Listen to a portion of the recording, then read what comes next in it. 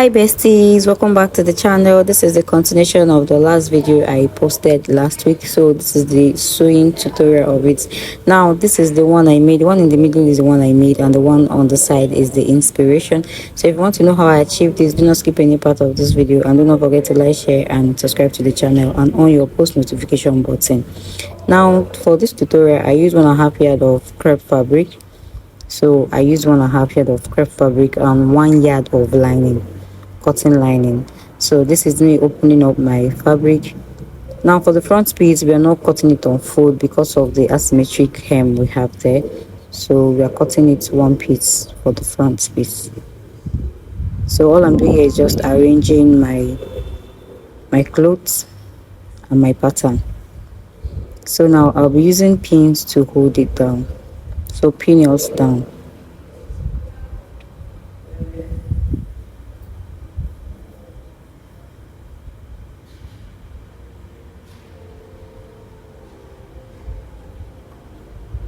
So now I used my power bank since it's a bit heavy to hold the other part of the pattern paper.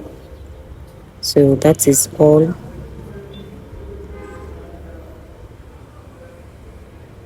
So after arranging and making sure everything is okay, the next thing is for us to start cutting.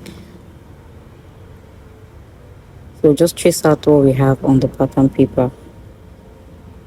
So for the shoulder, I added half an inch stitching allowance. So guys, while cutting, I forgot to add stitching allowance on this neckline area. So if you're cutting yours, please add half an inch allowance to this neckline area.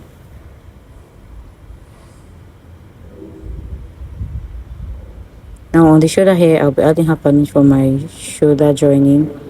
Then I'll cut the lower part. So please add your allowance at the lower part. So that was the mistake I made. I forgot to add my stitching allowance around.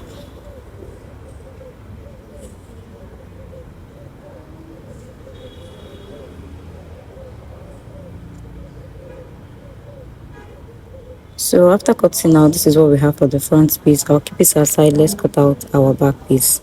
Now for the back, I'll fold my fabric into two. So this is the back piece and we are cutting on fold.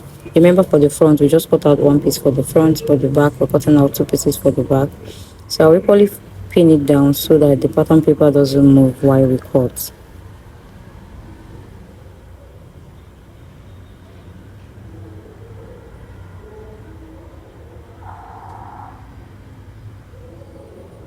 So this is what we have. The next thing is, please remember your zipper allowance. Add 1 inch for your zipper allowance. Like I said, at this lower part, add half an inch allowance to that. So like I didn't add mine, so that's why I'm reminding you guys, add half an inch to the lower part of your top. Then I'll cut out the side of the zipper. Please add 1 inch for your zipper allowance or 1.5 inches for your zipper allowance. I'll cut out the neckline.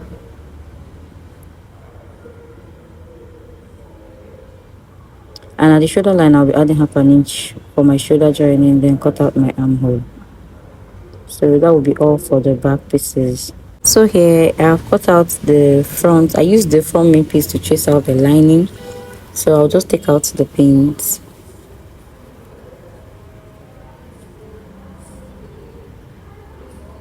So please, like the material I'm using here, like you won't know the one that is the back and the front, and it can be confusing. So like I did here, just label the wrong side for both the main piece and the line so you don't get confused.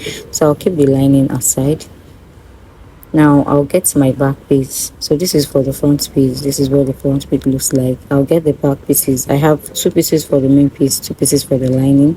So I'm just marking the wrong side for the main piece, and I usually mark the wrong side for the lining. So I'll put the lining aside. So we're going to work on the main piece.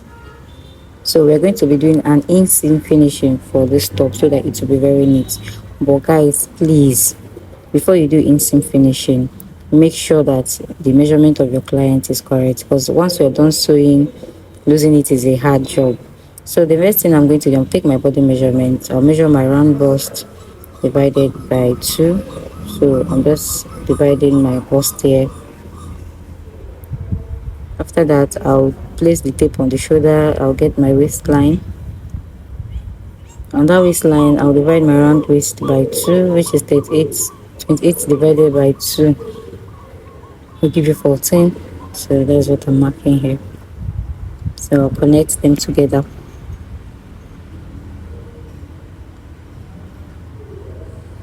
Now at the full length, I'll be taking my round hip measurements divided by 2, which is 20 divided by 2. So I'll mark what I have there on both sides.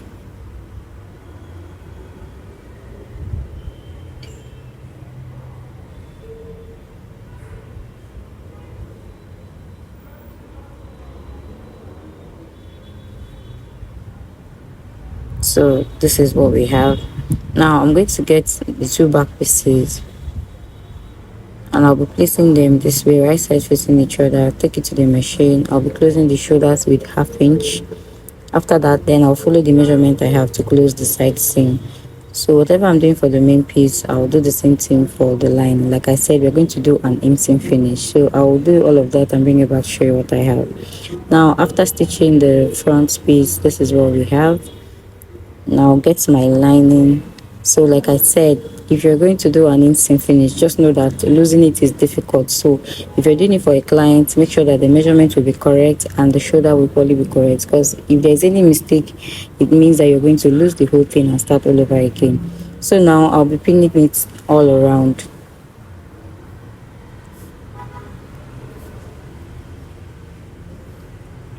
So I'll use my pins to pin it all around.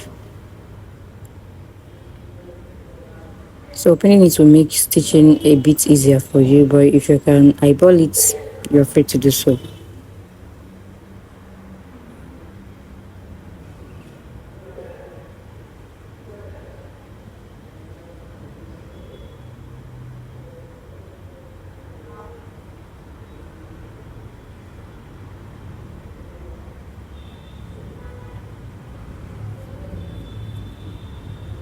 So now take it to the machine after pinning. So make sure you pin it all around.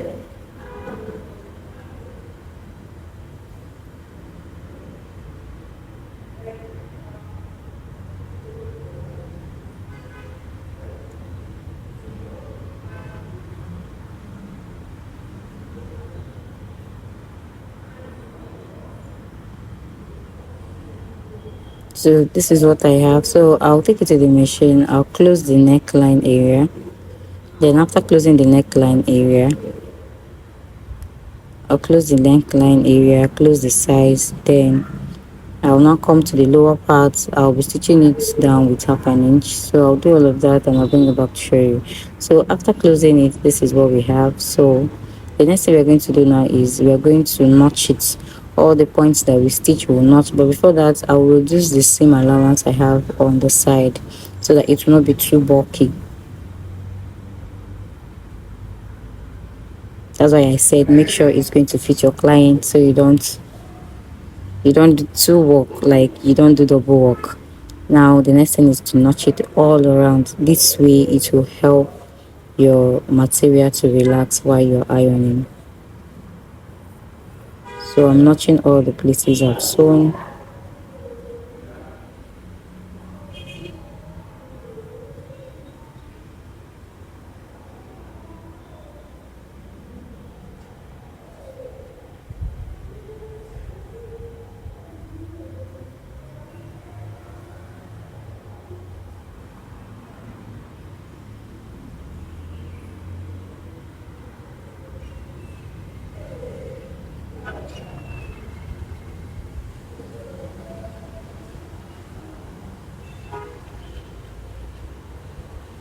So when you come to this curvy area, notch it very well so it will relax.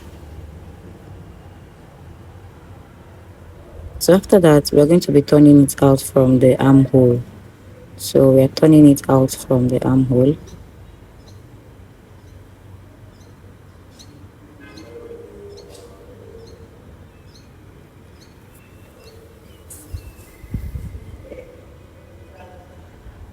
So turn out all the curved edges, pull out everything.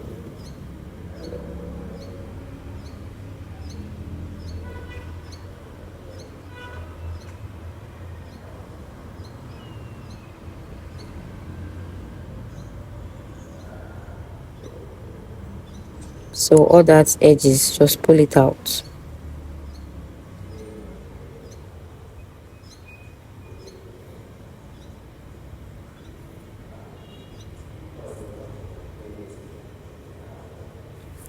So I wanted you guys to see all the process that I'm taking. That is why I am not rushing any part of this video, so you guys can actually follow this process one step at a time.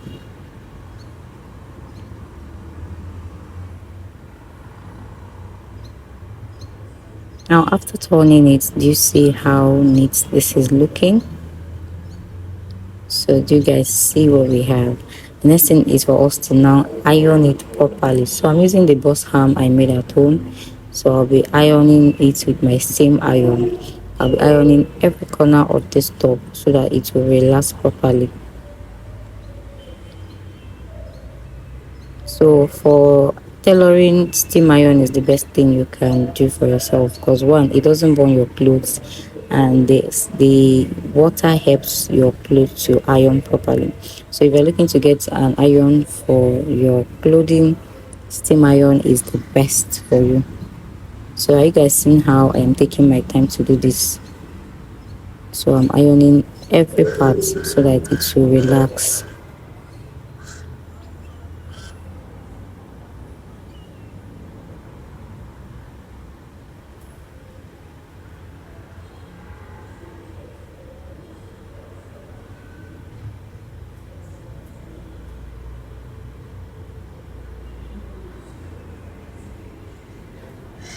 So this asymmetric hem, please iron it properly. Iron it very well so that it will relax very well.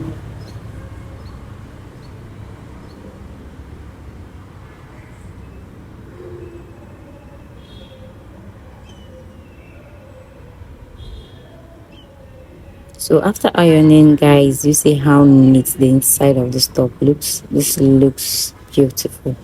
Now the next thing we're going to do now is we're going to keep this aside. So I'm just showing you guys what I have. So this is how it looks. Just have a glimpse of how the top is going to look like. So this is what it looks like. Do you see how neat everything looks? So we're going to keep this aside. Let's draft out our sleeve. Now for the sleeve, I'll fold my fabric into two. Now I'll fold it again into four. Now because I want to cut out the two pieces of the sleeve, like the two sides of the sleeve. So what I'm going to do now is I'll take the full length of the sleeve, which is 22 inches. After that, I'll take I'll take my elbow measurements, then my cap height, which is 3.5 inches for my cap height. So from the edge there, I'll just curve it out. So this is how I drop my sleeve. If there's any other way you do yours, you're free to do that. Now on that elbow point, I'll divide my round elbow by 2, then add my stitching allowance. On the sleeve length, I'll divide my wrist measurement by 2, then add 1 inch for my stitching allowance. Now when I come to this part, I will measure my round armhole. Whatever I have there, I'll mark my round armhole, then add 1 inch for my stitching allowance, and I'll connect the points together this way. So this is it for my sleeve. The next thing I'll do is just to cut it out.